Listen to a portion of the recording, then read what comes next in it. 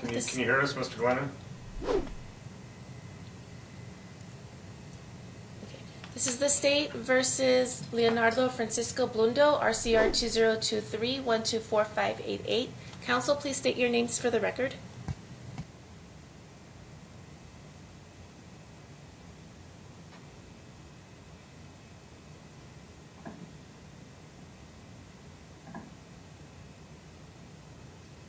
You can hear us, Mr. Glennen?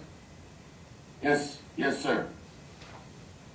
Okay, my name is Dreiling. I'm the senior judge, just so you know a little bit about who I am, what I've done, if it makes any difference in your strategies or presentation. I was a criminal prosecutor from 97 through 2019, was a judge elected for 4 years, hit my 30 in PERS, retired, been senior judging the last year.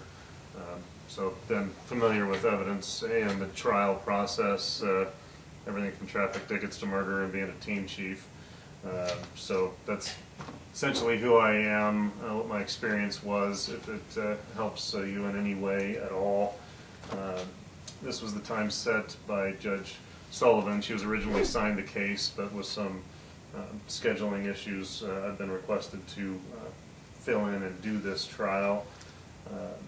In her schedule, she had this as the pretrial motion hearing, and then another one on the 7th at 11 o'clock. Going through the documents that I've seen in the case, one of my bigger questions right up front for you all is the interpretation of Judge Glassen's order precluding, it's on page 5 of his order, the state says the plaintiff's prohibited from introducing any testimonial, physical, or documentary evidence relating to, the first couple are self-explanatory, so if the alleged victim took photographs or audio video of herself, that does not come in. At the plaintiff's request, it appears it's limited to the plaintiff. I think her written statement, from what I've seen in your trial stipulation, comes in, but any video or audio recorded statement of hers is out. So the first two would be ones she made and or took, and then the recorded statement by law enforcement, whether it's body cam or otherwise, is out. And then it says Deputy Williamson's, I'm just going to call him body cam, and Lieutenant Murphy's body cams are out for the plaintiff to use. Seems somewhat self-explanatory. However, the following paragraph led to some confusion. Said, further pursuant to NRS 289 and 47, should Williamson or Murphy testify, neither may provide any account or testimony of what they observed or heard, which should have been recorded on any portable event recording devices, which were required to be activated and preserved. So I just want to make sure we're all on the same page, or at least I am.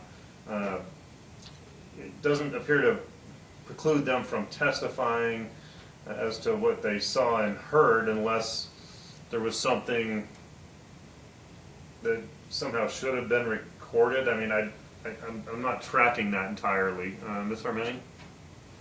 So, Your Honor, what happened was we never received, we filed a motion to dismiss, right, based on us not receiving certain documents, and in the alternative, Judge Glassen provided the order that you're now referring to.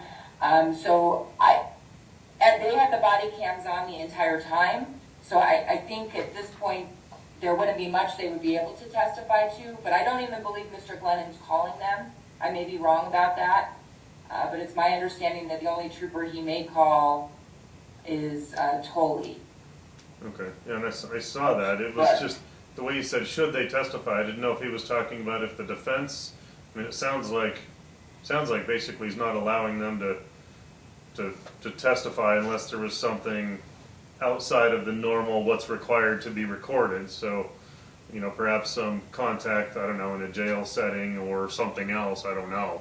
But it sounded fairly blanket, but I could interpret it two different ways. So, Mr. Glennen, what was your understanding? Yeah, that's the same thing, is, they're not gonna come. I think what, Ms. Armeni and I probably have to do in the next, few days is figure out what may or may not be, excluded from, Deputy Toll's tape. Body cam. Okay, because, yeah, there was reference to the use of, I'm trying to figure out which one of you filed it, the redacted body cam of Toll, so it's not been redacted yet? Not by the two of us. Okay, so, Because the dilemma is in Toll's body cam, it references some of the things that are supposed to be excluded. So that's where it makes it difficult. If that makes sense. Like, for instance, I can give you a for instance. So on Toll's body cam, there's a conversation with Melissa Blundo where she's talking about a recording, but we never received the recording. So the recording itself has been excluded, however, there's discussion about it, and her, I think at some point even showing her phone.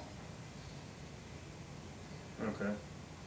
All right, well, we'll work on that so it's clean, so we don't have to pause trials and trying to figure out how to, I mean, trial's not the time for redactions, obviously. No. We're hoping next day or two. Okay, that helps. It does appear, though, on that issue that the defense is free to bring in that type of information if they wish. Obviously, it could open the door to surrounding relevant information. Is that correct? It is, but I don't have them, so, I mean, I could call them to testify, but unfortunately I don't have the body cam either. Okay. Then, Mr. Glennon, you've got two witnesses right now, just the alleged victim and Toll. Right, that is correct, Your Honor. And then I saw Williamson, I think, referred to as deputy in one sense and trooper in another. Is there only one Williamson? Correct, he's done a better job with highway patrol after the fact. Okay. And then as far as evidence from the plaintiff, it said in the trial statement that was filed yesterday, exhibit list, body cam footage from Trooper Williamson, and I thought that was one that was excluded. So what am I missing? It is excluded. If I said that, it was probably me not having real good redacting or editing technique. Okay, so what kind of exhibits do you then expect other than Ms. Blundo's written statement? This is Mrs. Blundo's statement, and it should be the body cam from Deputy Toll as redacted. Okay. Okay. If I did that wrong, Just because my I staff. yeah, I get the oversight. I get the oversight. No worries. Just want to make sure I'm understanding things. And then Miss Armeni, your witness list that was filed last, I don't know, April or May, that's still the potential witness list, is that right? Yes, and I apologize, that we also had a mishap at my office, so I refiled a trial statement this morning. I believe the only one I took off was the custodian of records for the 911 call, because I don't have the 911 call. So that one.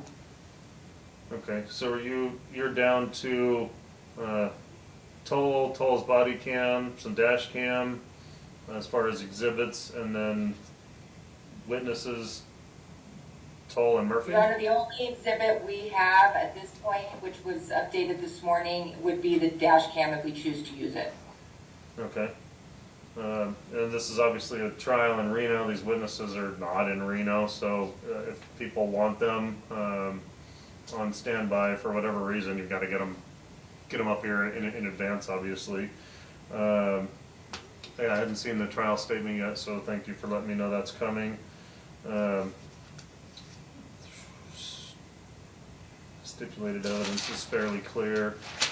The jury instructions, can you send a copy in Word to us? Might have a few changes. My name on the bottom of the verdict form. In case there's something that comes up at trial where they need to be edited, things like that. So if you could email a copy to us Sure. for changes.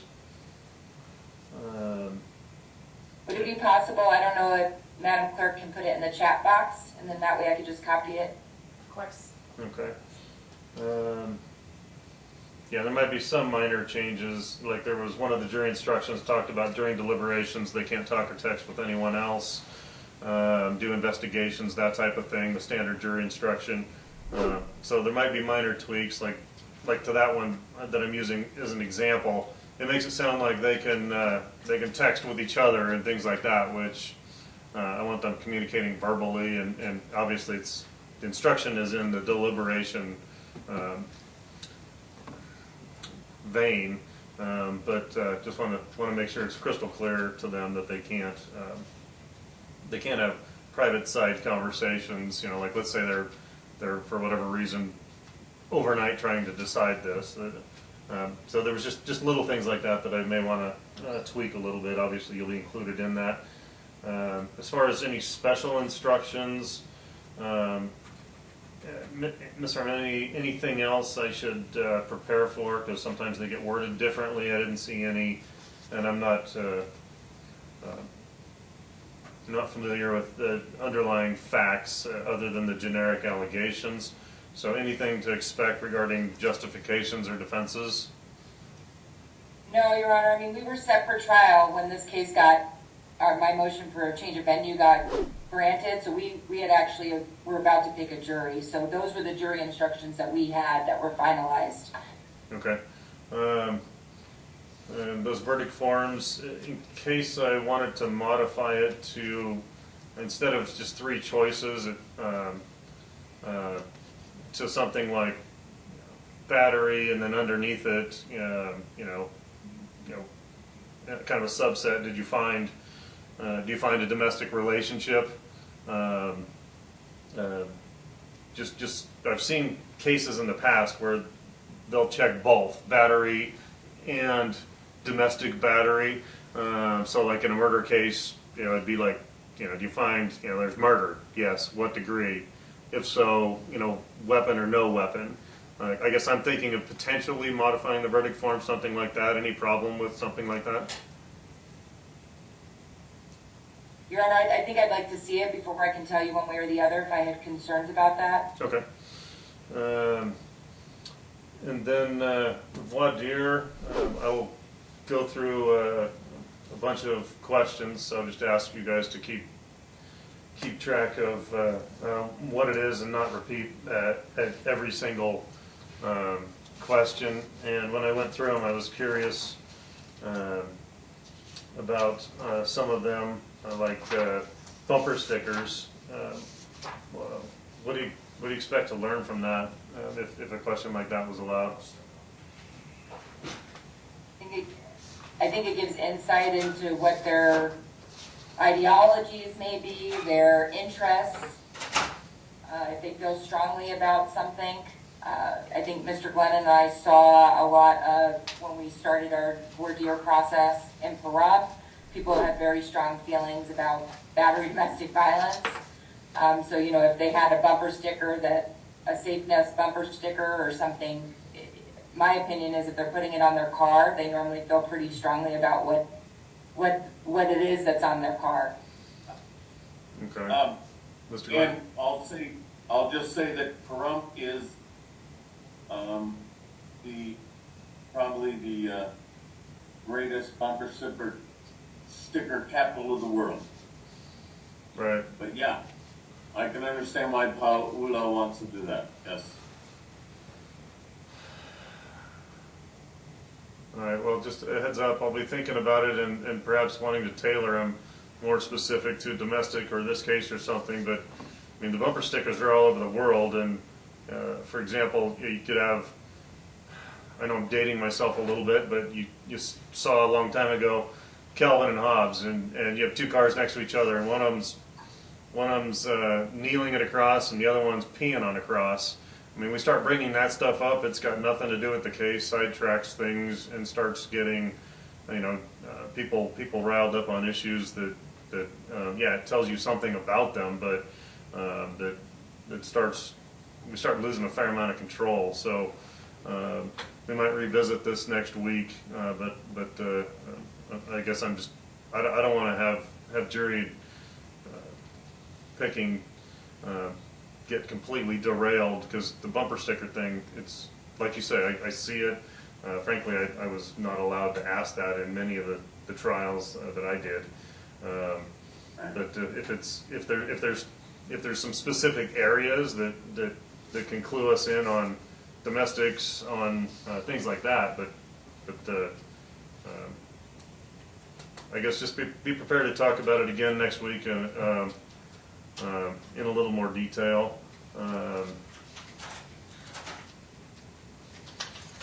And then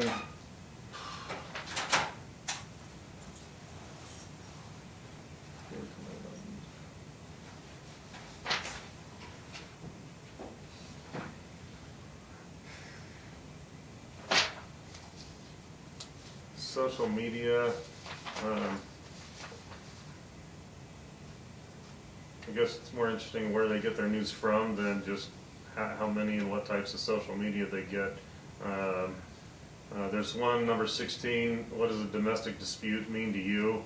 I know we're trying to get people talking to learn something about them, but we get to that, I might be simply reading a definition of domestic battery, because we're not here to talk about or decide, arguments. I know that's probably what led to, or differences of opinion, what led to what did or didn't happen here, but it's a little wide open. The reasonable doubt, what does this mean to you? Definitely would be reading the jury instruction on it, the only one the Nevada Supreme Court allows, instead of just asking them in a vacuum, what does it mean? Outside of that, I don't have a whole lot of problems with the jury or the voir dire.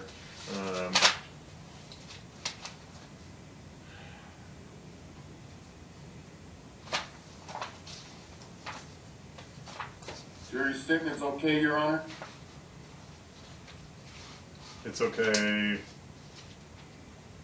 to what? Well, I just wondered if that was a good one to be read. We thought it was. We can read the reasonable doubt jury instruction and ask them, if they're going to follow it, perhaps what they believe it means, but just what does beyond a reasonable doubt mean to you without any context, I'm not a fan of.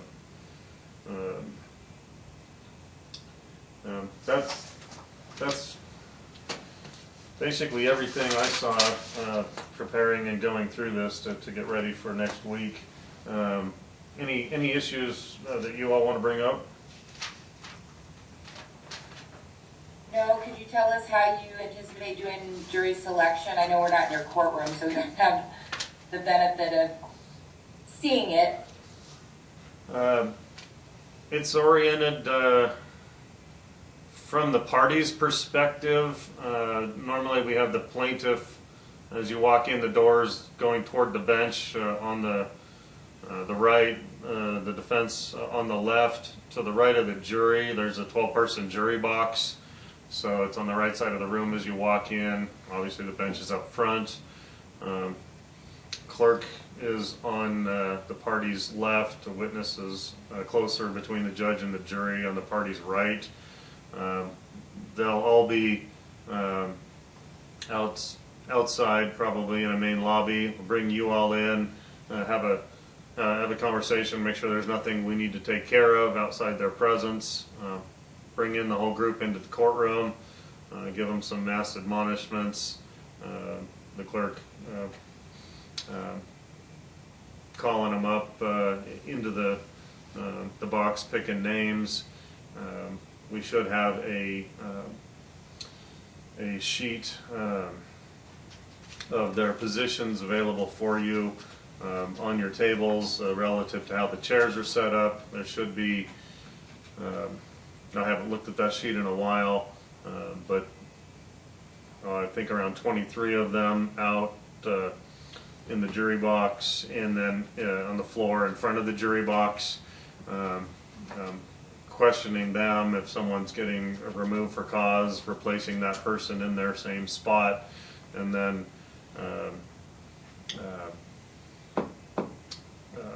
the questioning process. Like I said, I'll go through them, a fair number of yours, if not all of them, and let you follow up.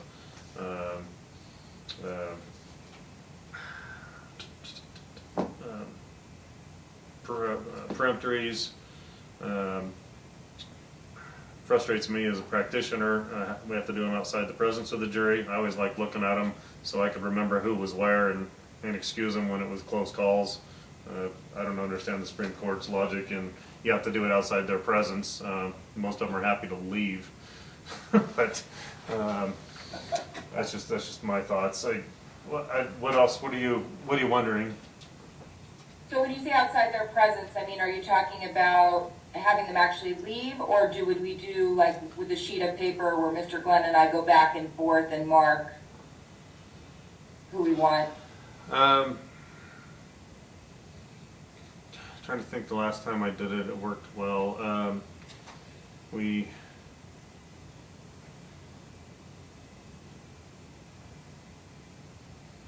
think we excused them all out of the courtroom. It didn't take long. They walked out into the main lobby. We did the peremptories, called them back in, and then called the 13 up into the box. I don't see needing more than one alternate for what could be a 2-day trial, unless. But That should be fine. Yeah, no worries. Anything else on that, on the jury selection? I want to make sure I understand. So if the 12 are in the box and Mr. Glennon and I use our peremptories, then we'll just get the next group of folks will filter in and hit those spots? Because is there only 12 in the box, or there's more? There should be, I think, close to 23 people out there. The box, and then in front of the box, so you have the whole potential of 23 when we're talking to them, and then when we kick them and everyone else in the back out to do the peremptories, we'll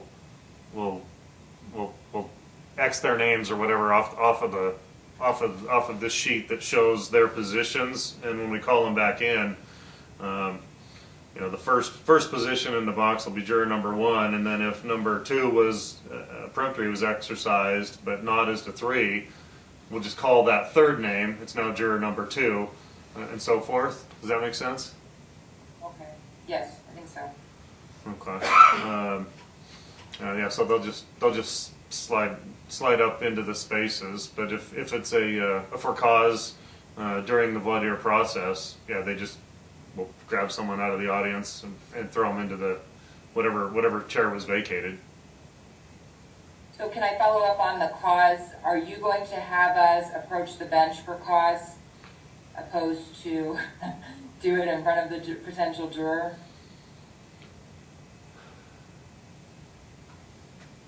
If you guys are fine with that, I'm okay with that. Obviously, if it gets to for cause, you two are both asking them questions back and forth a little bit, and then a decision needs to be made. I'm okay with you coming up to the bench. I can take notes, and we can supplement the record afterwards from those notes. Is that acceptable?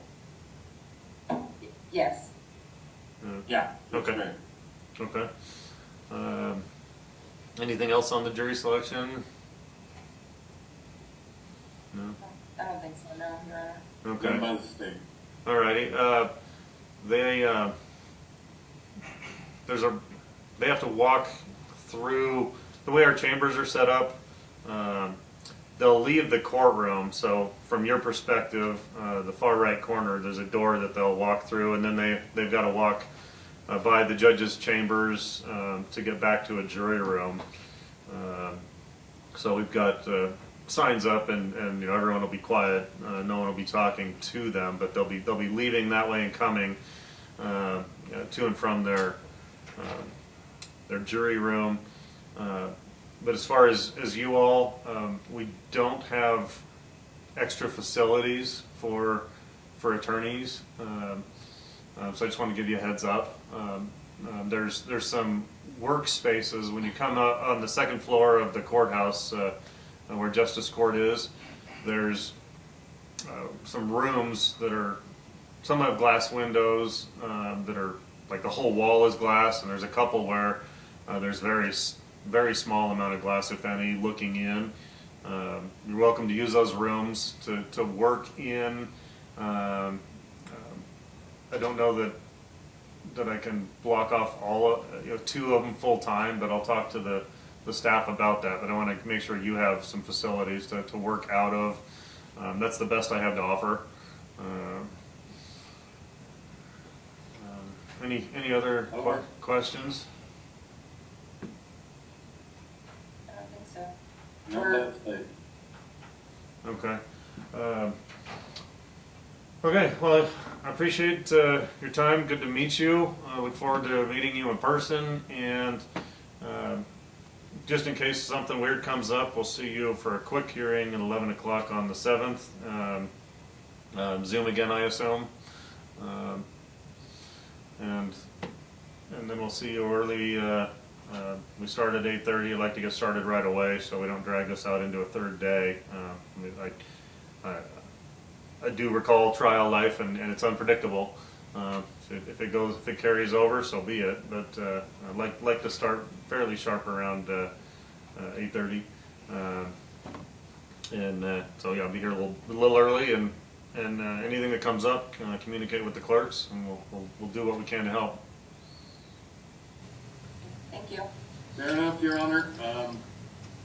I'm legendary for being late, but I'm going to be in a different town, so we should be good.